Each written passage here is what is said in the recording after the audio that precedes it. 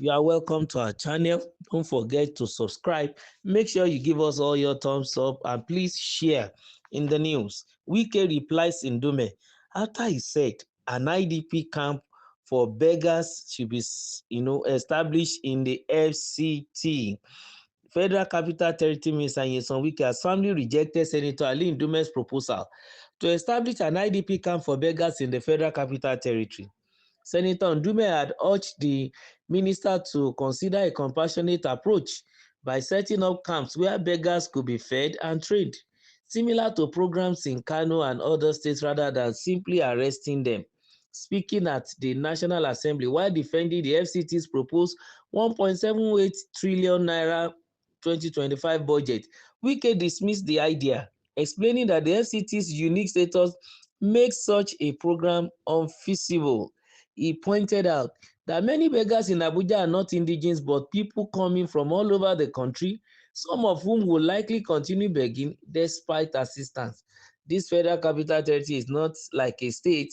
Those who you are talking about are not indigenous. People come from everywhere to just take over FCT. Those people believe they will continue to beg. That's the truth of the matter, Wike said. He further emphasized that Abuja, hosting numerous international bodies, cannot adopt the same strategies used in other states. It will be difficult to follow that kind of pattern. The FCT cannot handle that. Let the truth be told, he added. Senator Ali Ndume had highlighted that many beggars are not criminals but indigent citizens facing severe hardship, urging the FCT to adopt long-term solutions like identification, feeding, and training camps to help them reintegrate into society. However, FCT Minister Nyesom Wike remains resolute in his stance, focusing on security and urban management challenges.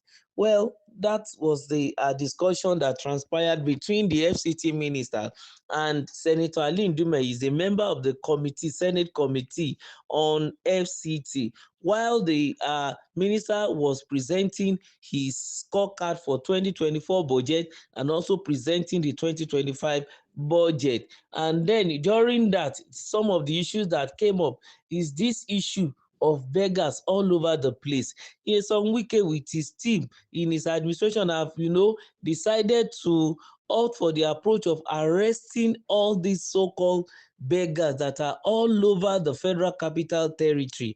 And then the senator was now asking him to bring compassionate and human face to the matter, that rather than arresting these people, why not create a camp for them that will sound like a rehabilitation center in which these people can be fed, then they can be reintegrated into the society after they have been helped, and then probably they are given another opportunity to shot at life again. That probably many of them are depressed and they have lost a hope because of maybe trying to find a way out of their lives, but they couldn't.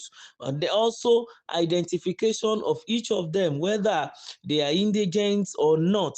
But Wike stand firmly, telling him the answer immediately that majority of them are not indigent. And specifically because of the peculiarity of Federal Capital Territory, which is, where the seat of power is. A lot of international bodies are there, headquarters of so many embassies and international community and different fora used to take place in FCT.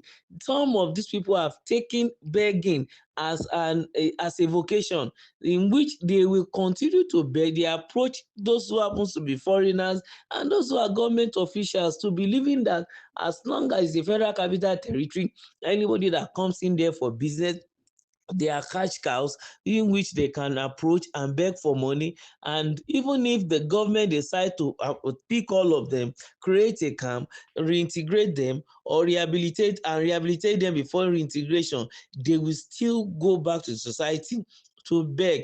In fact, some commentators even said that some of these beggars are even richer than the people they beg from. Because imagine, they beg from different sets of people every day without doing nothing and they get money home. Whereas the person giving them money will need to wait for 30 working days before he or she could get his own salary. And apart from that, they are becoming a menace even to the FCT. And not only that, they are easy tools even for security breaches in FCT.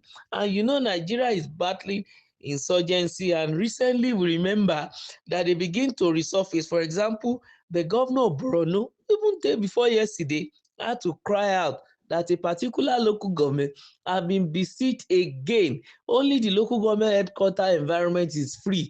Other villages surrounding the local government, everybody has run for their dear lives because the Boko Haram people, the insurgents, are beginning to attack again, to an extent that they even attacked a military base, killing some of the our soldiers. So all these are some of the things that probably Wike has looked into. Even from the testimony of the governor of Borno State, Governor Zulum, he even said that saboteurs are among the people, even among the politicians, and also among even our military. So it's hard to speak about fifth columnists. And if they can infiltrate the elites, the politicians, that means if you allow such people to be in FCT, they can become they can become informants and then breach the security of FCT, which already is not even enough. Because I could remember they even discussed the issue of CCTV all over the FCT, while Wike was telling them that as the seat of the president, it's difficult for him only even to address the matter. So the senator actually, according to some people and commentators, said they don't know why northern leaders decided not to rehabilitate their people, not to liberate them. They continue to allow them to remain in abject poverty. Probably it's the feudal system they are using, that they believe that only some people are born to be rich and to rule, while some people are born to be poor and to begin to serve those who are rich. But this ought not to be. We are in a civilized world, and democracy is what we are running for, that matter.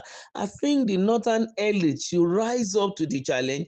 They should allow their people to be educated. They should liberate this community, allow the society to have good effect on the people, so that everyone can face life with great challenges, with great hope, and with a renewed mind, that they too can be rich and be better.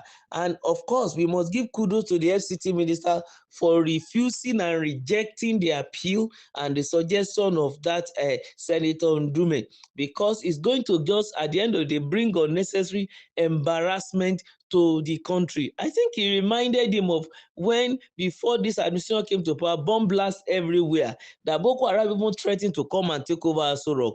We want to say thank you, Mr. Minister. Don't forget to like and subscribe to our channel. Remember to share. Thank you.